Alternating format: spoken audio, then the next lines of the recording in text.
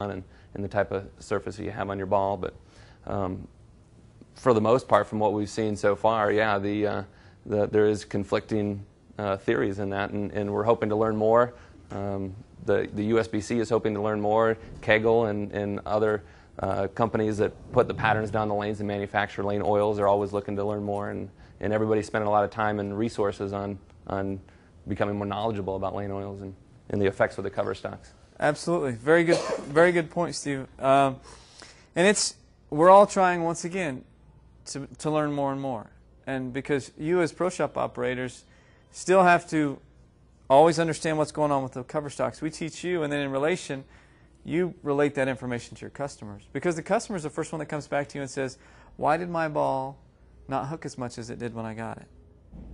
And then now we're trying to say, okay, here's what's happening. The USBC is doing studies to show that. But also, too, is we're trying to educate you on, we're trying to help that, too.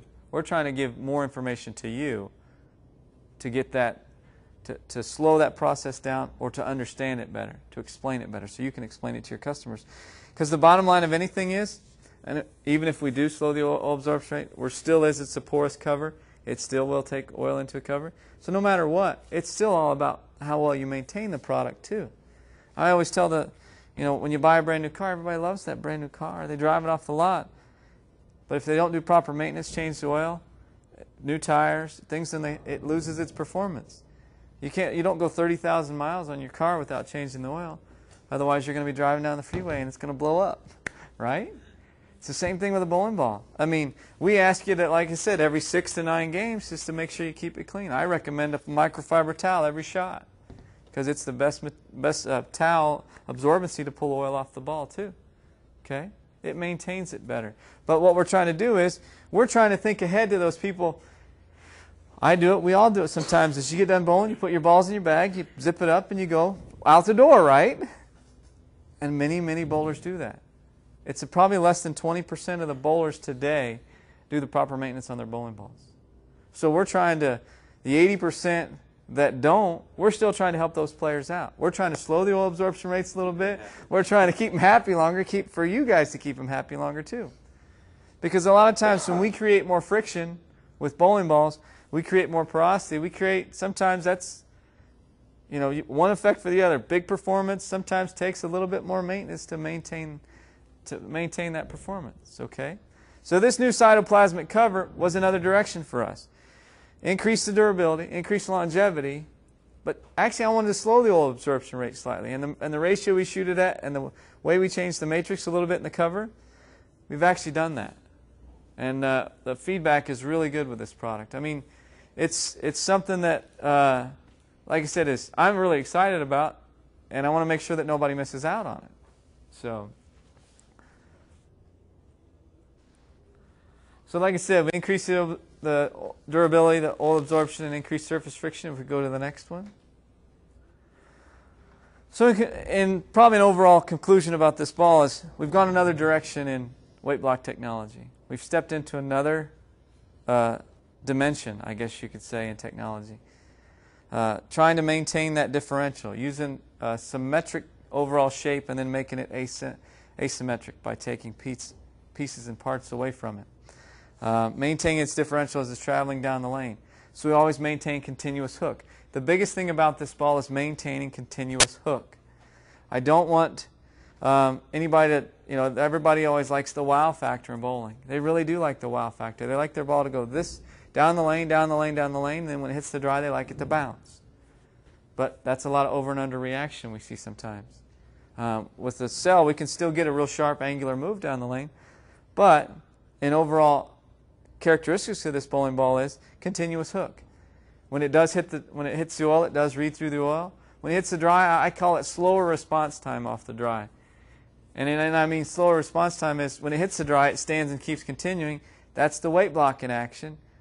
It doesn't bounce. A lot of times when you hit friction, sometimes the ball bounces, and it creates an over and under look. And you're going to see some of the commentary from the PBA players, their thoughts on it too. Because when I sent these balls to the PBA, Steve was there with them. Kind of really didn't tell the guys too much about what was going on with it. Just kind of let them bowl with it because I wanted raw feedback from these guys. Because if you give somebody a preconceived notion sometimes of what it's supposed to do, then they try to make it happen. And you're going to see some commentary from these guys today. The other added benefit is the weight block does weigh 6.5 pounds, so the off-pocket hits, you get a little bit more hit out of those too. A little bit more mass going through the deck, a little bit more dynamic integrity, a little bit more coefficient of restitution, which is a little more energy at impact. So we'll go to the next one. So this is the cell. Very proud of it. The one thing we did, and I'd like to talk about it real quick, is I didn't want it to get missed. Now I know a lot of we are here local, and a lot of you are very good supporters of the Roto brand, and I appreciate that. But I don't want it to get missed worldwide. When we initially designed this part, it was at ultra premium price point, at the highest price points on the market today. And what we did was, right before the ball was released, we decided to change the pricing on it. We brought it down to a more competitive pricing. We brought it down to the pricing of, some other competitors in the industry have a ball that is very successful, has a couple of legs on it. You guys know what that ball is. I don't have to explain it. But I didn't want it to compete sometimes directly with our Storm balls, with the Ebonite balls and the Brunswick balls, because people know that when we go into the pro shop and we see they want a high-performance bowling ball. They say, hey, I want a high-performance bowling ball. And you say to them, okay, well, I've got this one, I've got a Storm ball, I got an Ebonite ball, I got a Brunswick ball, I got this Roto Grip ball. Most of the time when people buy at that price point, they buy on a name brand. They're name brand shoppers. And I don't want to get this ball to get missed, because I think this is one of the absolute best balls that I've seen. And I told them, and I've done 2 of these seminars this week, and I said to both of them, I said, if this ball's not successful, I'm going to quit. I'm going to quit the sport of bowling. I'm going to go back to pumping gas or shoveling snow or something. I don't know. There's plenty of it out here. But I have so much pride in this ball, and I have so much confidence in this ball that I don't want it to get missed. I haven't had this much feedback from my staff members ever. I mean, I got guys that have been on the Roto Grip staff for a couple of years that I haven't talked to about once a year, but they called me immediately and said, what'd you do? What's so different about this ball? It's just totally different. I mean, I get a call last night from a guy on the East Coast that's, it's 11 o'clock at night on the East Coast. And his comment was, it reminds me of Excalibur.